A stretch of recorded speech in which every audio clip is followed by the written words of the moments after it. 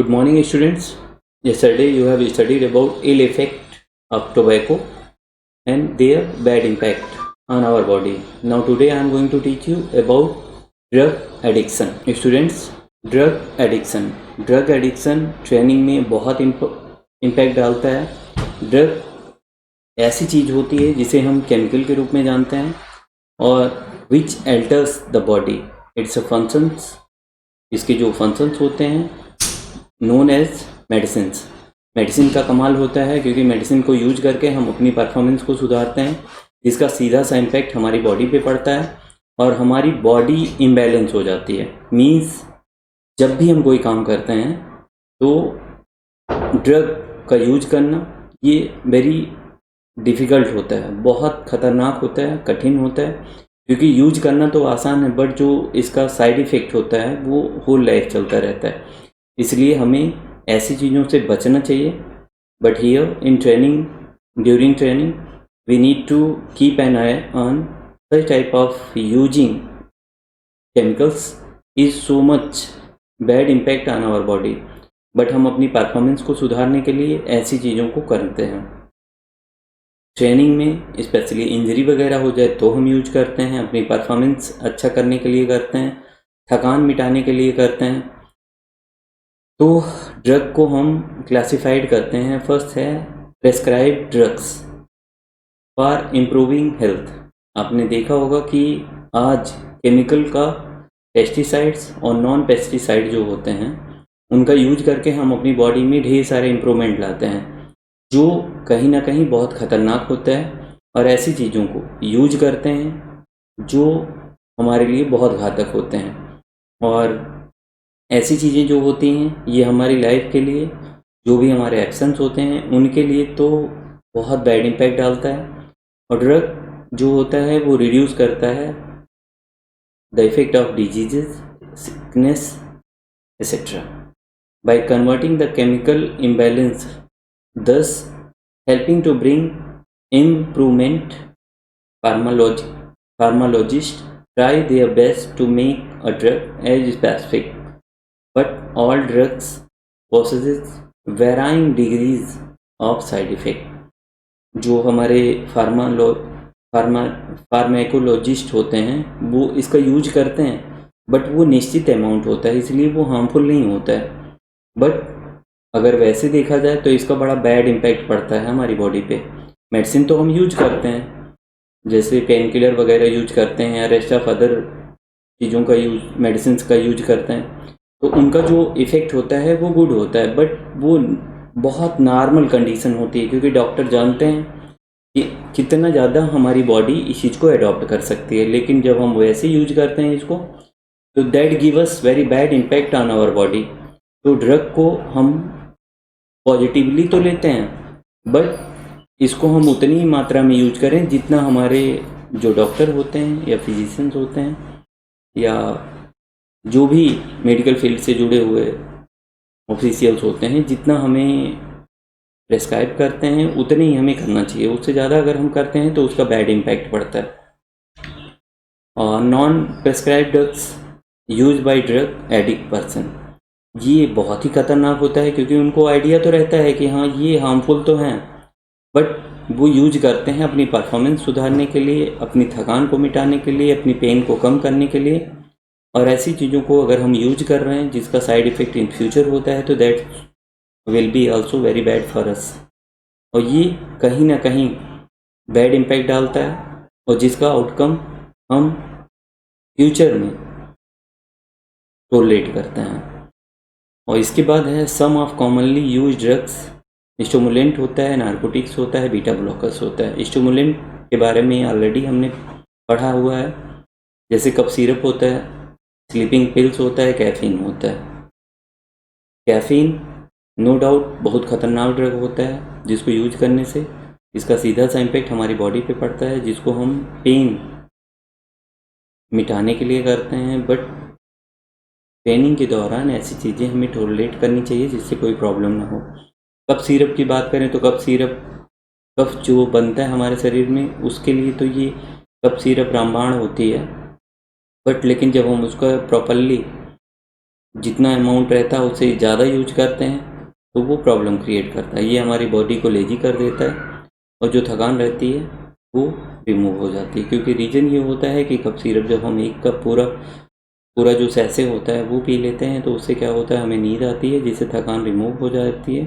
और sleeping pills की बात करें तो आज बहुत से ऐसे लोग आपको मिलेंगे जो स्लीपिंग पिल्स लेके ही उनको नींद आती है।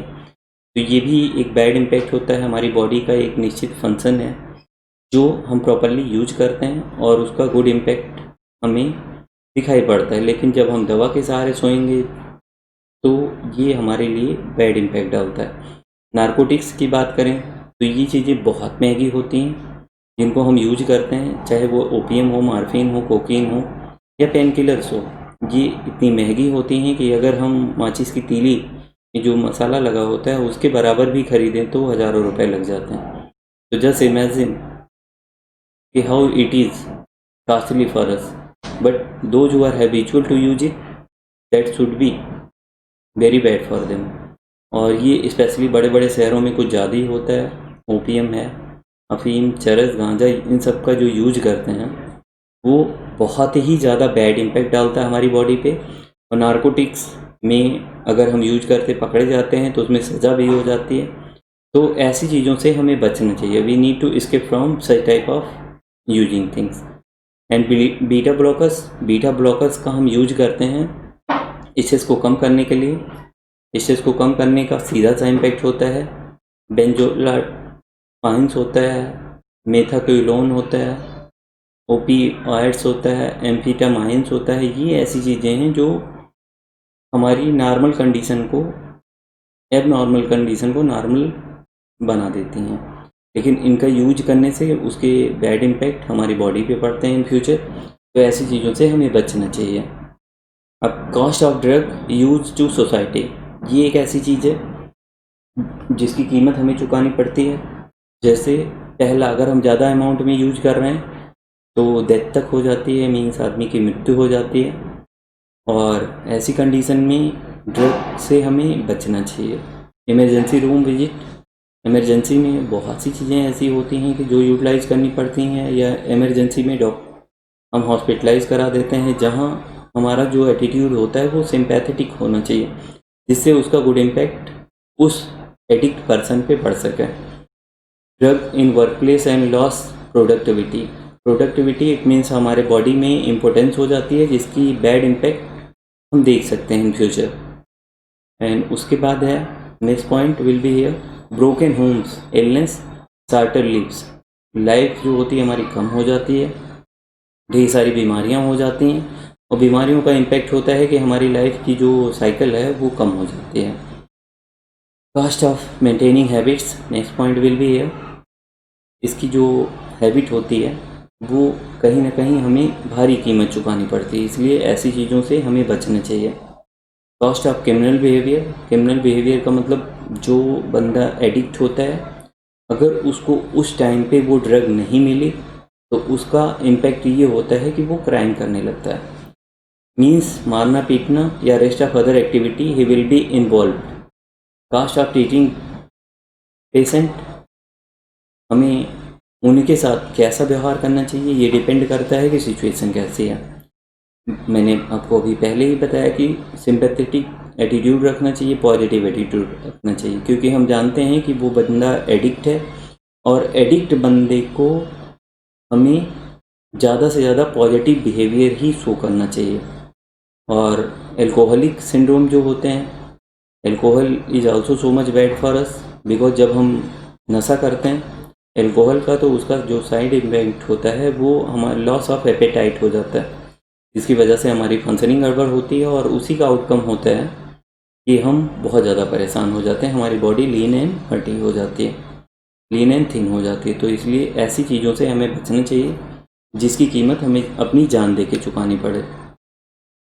इफ़ेक्ट ऑफ ड्रग, इसकी जो इम्पैक्ट होते हैं वो इंडिविजुअल भी हो सकते हैं, फैमिली पर भी हो सकता है और सोसाइटी में भी हो सकता है। जैसे इकोनॉमी क्लास, मैंने अभी आपको बताया कि इकोनॉमी क्लास इट मीन्स ये चीज़ें इतनी महंगी होती हैं, कॉस्टली होती हैं कि जिनको हम ख़रीदें तो अच्छी खासी कीमत चुकानी पड़ती है। तो इसको हमें कम करना है तो जाहिर सी बात है एडिक्ट किसी चीज़ के ना बने। Physical efficiency loss, it means जो हमारी फिटनेस और वेलनेस है that should be loss because of using drugs. Loss of senses, इसका सीधा सा इम्पैक्ट हमारे नर्वस सिस्टम पे पड़ता है, जिसकी वजह से जो हमारे सेंस ऑर्गन्स होते हैं, जो हमारे सेंसेस होते हैं, वो धीरे धीरे करके लॉस हो जाते हैं, कोलैप्स हो जाते हैं। लॉस ऑफ मेमोरी, मेमोरी जो होती है वो भी हमारी वीक हो जाती है because of only and only using drugs. Decline appetite, जब हम नशे की कंडीशन में होते हैं तो ऐसी सिचुएशन में ऐसा होता है कि जो हमारी भूख होती है वो धीरे धीरे करके खत्म हो जाती है, जिसकी वजह से हमारी बॉडी लीन एंड कमज़ोर हो जाती है। डिस्टर्ब फैमिली, यूज तो हम करते हैं but because of this family will be also disturb. तो अगर हम अपनी फैमिली को ना डिस्टर्ब करना चाहें तो ड्रग बिल्कुल भी ना यूज करें और अपनी परफॉर्मेंस को कोशिश करें ट्रेनिंग के या हार्ड वर्क करके उस चीज़ को हम पूरा करें। अनरिलायबल, इसका सीधा सा इम्पैक्ट मतलब होता है कि those who are using drugs वो फेथफुल नहीं होते हैं, रिलायबल नहीं होते हैं। तो ऐसी चीज़ों में कंडीशन थोड़ा सा क्रिटिकल हो जाती है और बहुत बैड इम्पैक्ट पड़ता है। Increase cancer chances, those who are having drugs it can be cause of cancer. So lot of things we have already discussed here about effect of drug addiction.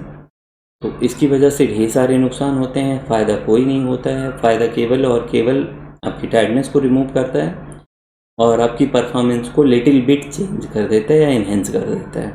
तो ऐसी चीज़ों से हमें बचना है और कोशिश हमें ये करनी है कि हार्ड वर्क के थ्रू इन चीज़ों को अचीव की जाए, जिससे उसका बैड इम्पैक्ट ना पड़े।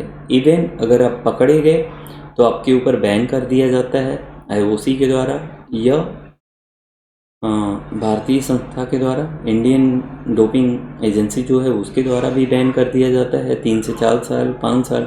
और अगर आप पकड़े जाते हैं तो आपके अगेंस्ट में क्रिमिनल केस भी हो जाता है। तो ऐसी चीज़ों से हमें बचना है जिससे उसका इम्पैक्ट गुड इम्पैक्ट पड़ सके। और today's homework will be, what do you mean by drug addiction? Describe effects of drug addiction. Thank you so much.